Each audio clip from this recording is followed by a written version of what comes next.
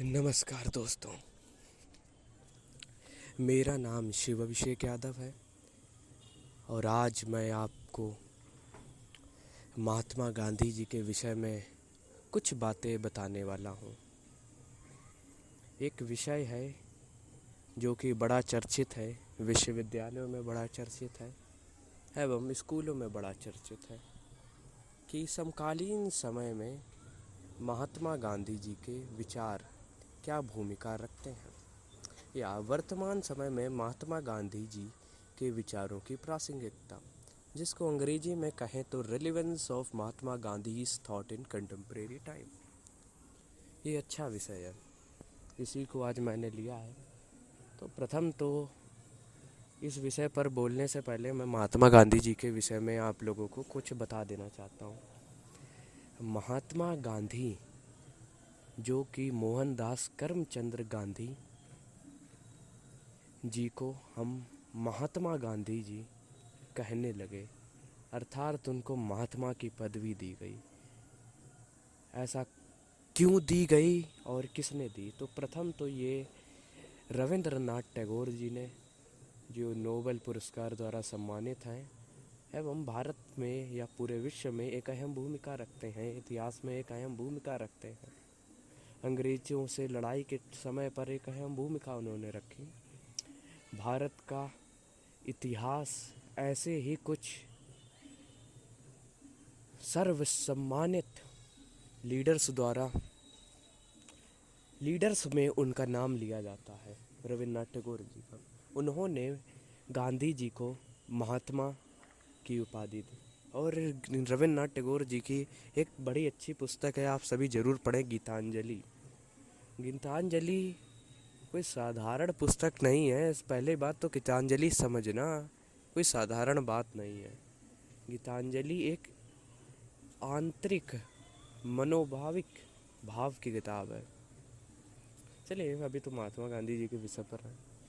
महात्मा गांधी जी को महात्मा की पदवी रविन्द्रनाथ टैगोर जी ने दी। सत्य के प्रयोग, जो कि महात्मा गांधी जी की आत्मकथा है, उससे हमें पता चलता है क्यों उनको ऐसी पदवी दी गई। क्योंकि जो व्यक्ति अपनी गलतियों से सुधार ही ना करके, अर्थात आज मैं कोई गलती करता हूँ, मैंने किसी के साथ गलत किया, अपने साथ गलत किया, मैं उसका सुधार कर लूँ, एक अलग बात हुई। लेकिन उसके सुधार के साथ साथ मैं अपने माता पिता को उस गलती के विषय में बताऊं और कहूं कि अगर ये दोबारा हो तो मुझे क्षमा करना, अगर ये दोबारा हो तो आप लोगों को ही देखना। अर्थात बहुत सारी चीज़ें उस सत्य के प्रयोग में पता चलेगा कि महात्मा गांधी की छवि महात्मा वाली ऐसी ही थी। अब आगे बढ़ते हैं और बताते हैं कि वो भारत, जो कि लोकतंत्र, विश्व का सबसे बड़ा लोकतंत्र है, जिसकी विश्व की सबसे बड़ी डेमोक्रेसी है, लोकतंत्र है, वो राष्ट्रपिता भी कहे जाते हैं। और ऐसा क्यों? राष्ट्रपिता उन्होंने नहीं कहा कि मुझे राष्ट्रपिता कहो, जो कि याद बहुत संक्षेप लगते हैं, प्रश्न खड़े होते हैं, उनके कार्यों पर प्रश्न खड़े होते हैं। तो राष्ट्रपिता उन्होंने नहीं कहा, नेताजी सुभाष चंद्र बोस जी द्वारा सम्मानित उनको पदवी दी गई राष्ट्रपिता की। अब मैं अपने विषय पे आता हूँ कि समकालीन समय पर हम कैसे महात्मा गांधी जी के विचारों को रिलेट कर पाएंगे और कैसे देखेंगे। तो एक प्रसंग आप सभी के समक्ष रखना चाहता हूँ। जब महात्मा गांधी जी विदेश से पढ़कर आए थे तो वो वर्तमान स्थिति समझे, जाने कि भारत क्या है, भारत कैसा है। तो उन्होंने अपने वस्त्रों का त्याग किया, एक धोती पहनकर चलने लगे। वो एक धोती पहनकर लोगों से मिलने लगे, देश का भ्रमण किया उन्होंने एक धोती पहनकर। अर्थात उन्होंने अपने कपड़ों को त्यागा, सूट बूट को त्यागा।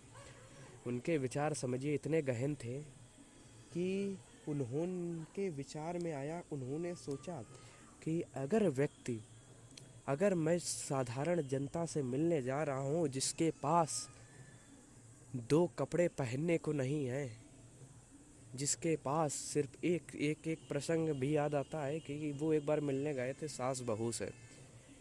तो पहले सास से मिले तो सास भी एक साड़ी पहनी थी वही साड़ी बहू भी दोबारा पहन के आई, अर्थात से वो घर में गए, घर से उन्होंने देखा कि साड़ी बदल के, अर्थात दोनों सास बहू के पास एक ही साड़ी थी और उसी से वो लोग जीवन यापन कर रहे थे।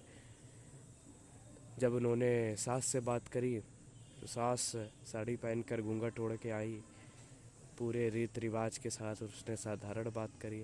फिर वो घर गई, अपने कमरे में गई अंदर और साड़ी बदली होगी या फिर दूसरी साड़ी अपने बहू को पहनाई, अर्थात उनके पास दूसरा जोड़ी कपड़ा नहीं था। और ये महात्मा गांधी जी ने समझा।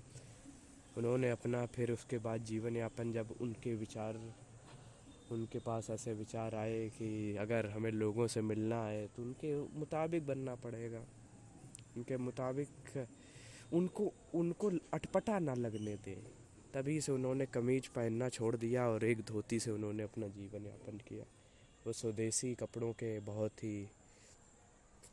बहुत कहते थे कि स्वदेशी पहनो, अपना पहनो, अर्थात किसी पर निर्भर मत रहो। अच्छे विचार थे उनके, बहुत अच्छे विचार थे। आज हमारे बीच नहीं है, इसलिए नहीं है क्योंकि सबको एक दिन जाना होता है और वो गए। लेकिन हमें उनसे सीखने की बहुत आवश्यकता है, कैसे हिंसा प्रवृत्ति हमारे अंदर होती है और उसको कैसे अहिंसक बनाओ। लोग उनका मजाक उड़ाते हैं, कहते हैं कि कोई कहे कि एक गाल पर कोई झापड़ मार रहा हो तो दूसरा गाल आगे कर दो, ये महात्मा गांधी जी कहते हैं।